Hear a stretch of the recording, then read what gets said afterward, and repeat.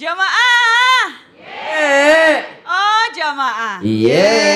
Alhamdulillah. Kembali lagi di Islami Tunda dan masih dengan tema kita di pagi hari ini, keajaiban terjadi setelah aku mengubah cara doaku. Masya Allah, jadi kadang-kadang doa itu memang kita harus tulus, ikhlas dan juga yakin. Karena Allah sebagaimana prasangka hambanya. Dan bagaimana sih kalau kita bisa berdoa di depan Ka'bah langsung? Wah, itu pasti idaman kita semua ya. Insya Allah kita dimudahkan untuk beribadah ke sana. Seperti cuplikan yang satu ini.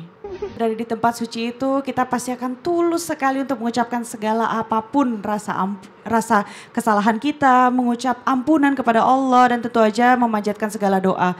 Kalau dari ketulusan sendiri yang kita lihat, Ustadz Syam izin bertanya, bagaimana sih cara mendeskripsikan rasa tulus di dalam berdoa itu sendiri dan bagaimana kita bisa mengucapkan rasa tulus itu gitu loh. Apa kita harus sampai menangis atau kadang-kadang kita sampai kadang-kadang lupa mengucapin apa yang kita inginkan, apa yang udah kita mau sampaikan kepada Allah tuh kadang-kadang kita lupa. Sampai mungkin tuh kadang-kadang pernah ya aku juga datang ke Ka'bah tuh sampai lupa gitu loh. Catatannya udah banyak nih, kita mau ucapin doa apa sampai di sana lupa. Iya bingung karena udah saking wah amazed banget gitu loh dengan tempat suci itu. Bagaimana sih Ustadz? Terima kasih Selin, tapi guru kami Ustaz Maulana Habib Utsman, para alim ulama yang dimuliakan Allah Subhanahu wa taala. Memang ada beberapa spesifikasi dalam doa. Di antaranya adalah tempat yang diijabah. Tempat yang mustajab itu di antaranya tadi di Masjidil Haram, di dekat Ka'bah sambil nempel sama Ka'bah. Kemudian di Multazam, yang paling tinggi itu di Multazam, antara Hajar Aswad ke pintu Ka'bah. Subhanallah. Makanya sering kami pesan kepada seluruh jamaah umroh, jamaah haji, nyampe sana tuh yang disambung hati bukan HP.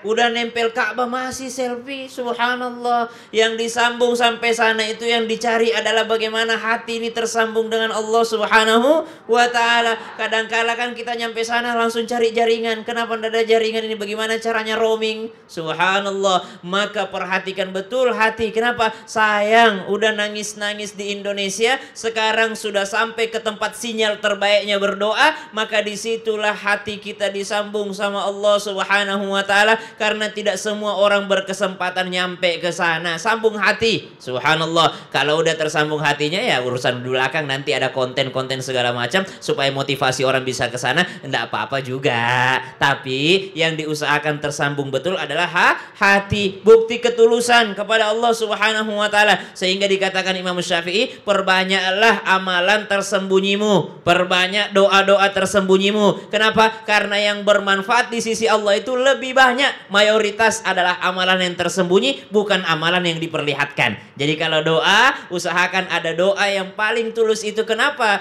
Lebih susah orang sholat tahajud dibanding sholat duha. Ibu harus tahu ini. Lebih susah sholat tahajud dibanding sholat duha. Karena sholat duha masih banyak orang. Sholat duha itu masih banyak orang. Tapi kalau sholat tahajud benar-benar tulus dia doang sama Allah. Orang lain tidur nggak ada yang tahu dia bangun. Subhanallah. Sayangnya banyak orang bangun tengah malam, pagi diumumkan alhamdulillah tadi malam 8 rakaat. Subhanallah. Maka tulusnya bisa jadi rusak disebabkan karena keinginan nafsu kita. Orang kalau pengen dilihat baik itu yakinlah bahwa itu adalah keinginan nafsu, bukan keinginan hati. Kenapa? Karena yang bisa menilai kita setulus-tulusnya kita adalah Allah Subhanahu wa ta'ala. Lalu bagaimana kalau sudah sampai di tempat yang mubarakah ini, seperti Ka'bah ini, kalau lupa doa-doanya, kata Selin tadi, maka kata ulama, jangan sampai lupa untuk mengucapkan syukur kepada Allah. Ya sudah, kalau lupa, alhamdulillah saja. Alhamdulillah, alhamdulillah, hamdan yuafi ni'amahu wa yukafi mazidah. Alhamdulillah rabbil alamin. Lalu jangan lupa Rabbana atina fid dunya hasanah wa fil akhirati hasanah wa qina adzaban nar. Tapi perlu dicatat, mana mungkin lupa, orang kita punya kebutuhan kok kepada Allah. Sebutkan kebutuhan-kebutuhannya. Masya Allah Ustadz. Ya. Memang benar sekali ya, kadang-kadang kalau kita udah di sana tuh udah lupa tentang semua keinginan kita. Jadi keinget tentang kesalahan kita gitu ya Ustadz yang dulu-dulu. Terus kadang-kadang tuh pengen diampunin aja gitu. Apalagi ya. Punya kebutuhan dong. Betul. Butuh diampuni. Betul, itu dia yang paling penting. Terima kasih Ustadz. Sama-sama. Masya Allah. Izin Habib mau bertanya Bib. Habib, kadang-kadang kita tuh udah berdoa ini itu, sudah berusaha juga, tapi kok masih juga belum dikabulkan. Apakah keajaiban itu kadang-kadang kita salah gitu mengucapkannya, apa kurang detail atau bagaimana? Kenapa gitu ya Habib ya, kadang-kadang benar kan sih Allah tuh kadang-kadang merubah nasibmu dulu sesuai dengan kehendak Allah baru juga sesuai dengan kehendak kita. Bagaimana Habib, izin? Ya akhir Selin, Ustadz Maulana, Ustadz Syam. Bismillahirrahmanirrahim. Allahumma salli ala sayyidina Muhammad wa ala ali sayyidina Muhammad. Innallaha la yughairu ma bi ghaumin hatta yughairu ma bi anfusihim. Sungguhnya Allah Subhanahu wa taala tidak akan merubah seseorang atau sekelompok kaum atau merubah hambanya sehingga hamba tersebut merubah dirinya sendiri dengan niat yang kuat, ditancapkan dengan niat kepada Allah Subhanahu wa taala. Dan kita dengar juga wa ma asabakum min musibatin fabima kasabat aydikum, dan tidak ada musibah yang terjadi di muka bumi ini kalau bukan karena ulah tangan perbuatannya. Oleh karena itu, seorang hamba ketika ingin bertakwa kepada Allah, ingin dekat kepada Allah, ingin beriman kepada Allah, maka tancapkanlah hati niat yang dulu yang baik. Allah bisa merubah hati hamba dengan kehendak Allah. Dan ada kalanya doa kita nggak dikabulin sama Allah, tapi Allah benerin hatinya. Allah kasih ketenangan. Penghuni surganya Allah itu isinya ketenangan. Mereka yang masuk surga udah nikmat, nggak ada pikiran, nggak ada stres, nggak ada mikirin utang, nggak ada mikirin apa lagi, ribut sama suaminya, sama istrinya, sama anaknya, sama mertuanya, sama keluarganya, sama tetangganya, sama temannya, sama seprofesinya, nggak ada. Yang ada apa? Yang ada semua ketenangan di surga. Dan juga kita berharap di dunia ini mendapatkan ketenangan. Huwallazi anzala sakinata fi qulubil mu'minin. Allah berfirman dalam Quran surat Al-Fat. Dalam tafsir An-Nukatul Uyun, tafsir Mawardi dijelaskan di dalamnya. Siapa mereka yang mendapatkan ketenangan? Mereka yang mendapatkan ketenangan adalah menghadirkan Allah di dalam hati dan jiwanya dan berharap pertolongan Allah. Jadikanlah ibadah yang kita lakukan setiap harinya didasari dengan aku menjalankan perintahmu ya Allah karena aku berharap ridhamu. Aku menjalankan perintahmu ya Allah karena aku berharap ingin berjumpa denganmu ya Allah. Aku menjalankan semua apa yang kau perintahkan ya Allah karena aku yakin aku ini diciptakan olehmu ya Allah. Aku ini hamba, aku ini makhluk, aku tidak ada daya dan upaya kecuali dengan kekuatanmu ya Allah. Ketika seorang hamba yakin dia makhluk Allah, ketika seorang hamba itu yakin dia hamba Allah, maka Allah akan menolongnya dan Allah akan menyelamatkannya. Dan jadikanlah salatmu dan kesabaran engkau di dunia ini atas ujian, cobaan ataupun musibah yang terjadi pada dirimu adalah sebuah apa? Sebuah langkah untuk mencari ridhonya Allah. Engkau akan diselamatkan oleh Allah. Jadi yakin hidup di dunia ini, berharap Allah tolong, Allah jaga, Allah lindungin, karena kita adalah makhluk Allah. Masya Allah, terima kasih Habib. Wah, ini luar biasa sekali ya hari ini, isinya sangat bermakna dan penuh dengan daging, dan tidak ada sesuatu yang kebetulan, tidak ada sesuatu yang benar-benar, semua ini pasti sudah rancangan Allah. Dan termasuk juga ibu-ibu dan para jamaah yang ada di studio yang ingin bertanya langsung masih bisa, karena kita akan masuk ke segmen Tanya Dong Ustadz. Kami semua tanya dong Ustaz. Ya Allah, sekarang di sebelah mana lagi? Pasti semuanya mau bertanya ya, tapi kita tadi udah ke sebelah kanan, sekarang kita ke sebelah kiri. Izin Ibu. Oke, Ibu silahkan maju, mohon maaf. Ke tengah ya Ibu ya. Izin. Ibu boleh memperkenalkan dirinya silahkan. Nama saya Ibu Nurjana dari Bandung, Geraha Sari Endah, Balai Endah. Masya Allah, tepuk tangan ya. Ibu-ibu, wah luar biasa. Dari Bandung Bu. Ya. Masya Allah, langsung Ibu mau bertanya ke siapa? Mau ke Pak Ustadz Sam sama Ustadz Maulana. Masya Allah Ibu. Saya. Yang ganteng-ganteng Ibu. Waduh. Yang ganteng itu Habib. Habis. Tiga-tiganya ganteng. Semuanya. Kalau cantik perempuan Bu. Perempuan Itu. cantik ya. Langsung Ya. Ibu mau bertanya apa? Ya, Ustadz Sam dan Ustadz Maulana, Ibu mau bertanya. Biarin Ibu udah tua juga ya. Tadi kan anak muda, Neng. Jadi Ya. sekarang Ibu itu lebih muda daripada neneknya ibu. Ya iya dong Ustaz. tentu. Gini Ustadz, Ya. Ibu itu ingin ada keajaiban doa-doa. Ibu banyak berdoa dari mulai doa apa-apa ibu baca segala.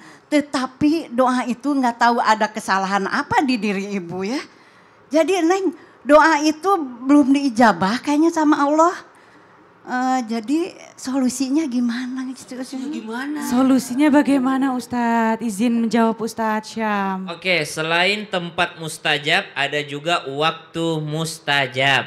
Jadi pinter-pinter juga lihat waktu nih, subhanallah. Jadi muslim yang cerdas itu dia mampu beramal cerdas di waktu yang sempit. Maka subhanallah di antaranya waktu paling afdolnya berdoa, wa minal laili fatahajjad bihi nafilatan lak. Ada namanya waktu sepertiga malam terakhir. Itu waktu yang paling diijabahnya doa. Kenapa? Ada doanya Nabi Yunus Dhunnun. Wa nada fil dhulumati alla ilaha illa anta subhanaka inni kuntu minaz zalimin. Dan Nabi Yunus berdoa dalam kegelapan. Maka kata ulama paling bagus baca doa ini pada saat gelap. Kapan gelapnya itu? Setiap hari 24 jam. Paling gelapnya kapan? Sepertiga malam terakhir. Maka waktu mustajab inilah yang kita juga perhatikan. Bagaimana bisa mendapat keutamaan kalau kita berdoa dalam waktu mustajab? Karena kita ngikut sunnah Nabi SAW. Sehingga pahalanya double. Udah dapat pahala berdoa, dapat lagi pahala sunnah Nabi SAW. Sama waktu mustajab pada saat mau minum air zam-zam. Karena ngikut sunnah Nabi. Nabi berdoa sebelum minum air zam-zam. Sama lagi ketika apa? Waktu antara adzan dan qomat. Kenapa berdoa di situ? Walaupun dari 24 jam bebas aja mau berdoa. Ibu mau berdoa sekarang boleh-boleh saja. Tapi kenapa lebih utama yang di waktu-waktu mustajab? Karena ngikut sunnah Nabi Muhammad sallallahu alaihi wasallam. Jadi pahalanya double. Udahlah berdoa juga dapat pahala, ngikut sunnah Nabi juga dapat pahala. Masya Allah. Jadi ibu harus rajin mengejar pahala Bu. Insya Allah doanya lebih diijabah ya. Betul begitu Ustadz Maulana? Nah gini, buat semuanya termasuk yang di rumah lagi nonton, sebenarnya doa kita sudah dijabah itu. Cuma kita nggak ngerasa. Karena doa itu satu, langsung kontan sesuai apa yang kita mau. Tapi ada yang tapi diganti. Ada juga yang diganti, bukan yang sesuai dia minta. Karena Allah memberikan apa yang kita butuhkan, bukan apa yang kita minta. Bisa jadi seperti itu. Ternyata kamu lebih butuh ini deh. Dan ingat, bisa jadi ibu sudah dijabah doanya. Dengan cara apa? Diganti dengan kesehatan.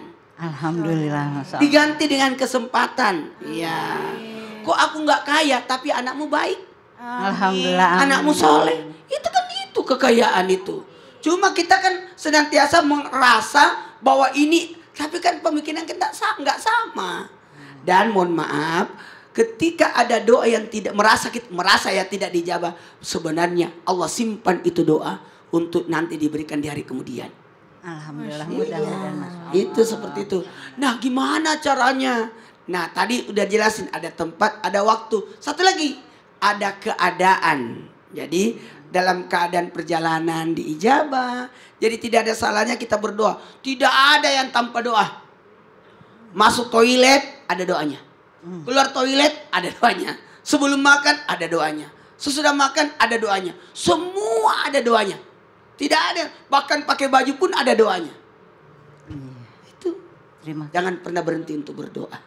Masya Allah. Terus berprasangka baik Ibu ya. Jangan pernah berhenti untuk berdoa. Betul begitu Ustaz. Betul. Terima kasih banyak Ustadz Maulana, Ustadz Syam. Izin Ya. Ibu silakan kembali ke tempat. Betul. Dan kita akan memberikan satu kesempatan lagi nih. Ibu sebelah mana Bu yang mau? Oh Ibu sebelah sini. Silahkan Ibu ke tengah Bu.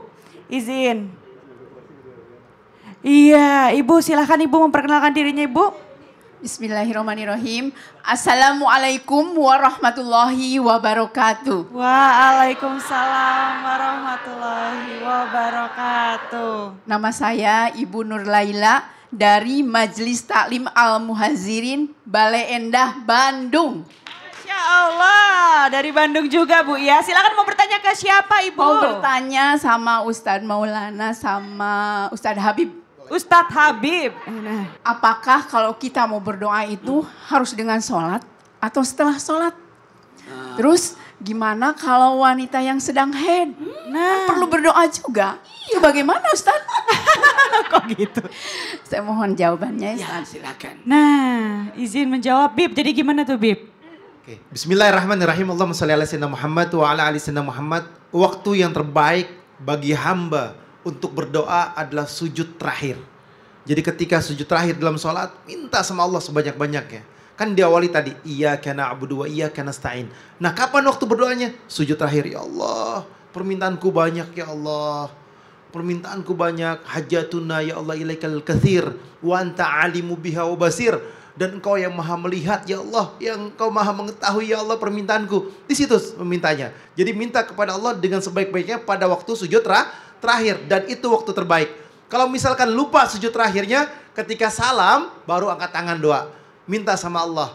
Terus kalau misalkan lagi berjamaah, lebih bagus doa ketika berjamaah. Angkat tangan. Karena apa? Semakin banyak orang, semakin dikabulkan doanya oleh Allah Subhanahu wa ta'ala. Dan apabila wanita dalam keadaan haid, ini ketika Rasulullah Shallallahu Alaihi Wasallam waktu selesai sholat Idul Adha. Ada riwayat menjelaskan pada waktu sebelum Idul Adha. Intinya pada waktu Idul Adha Rasulullah memberitahu kepada wanita, sungguhnya wanita itu dalam keadaan lemah, apalagi dalam keadaan haid. Maka banyaklah sedekah untuk perempuan sehingga Allah kabulkan doanya dan Allah terima daripada doa-doanya. Dan wanita beruntung sekali ketika dalam keadaan haid. Karena apa?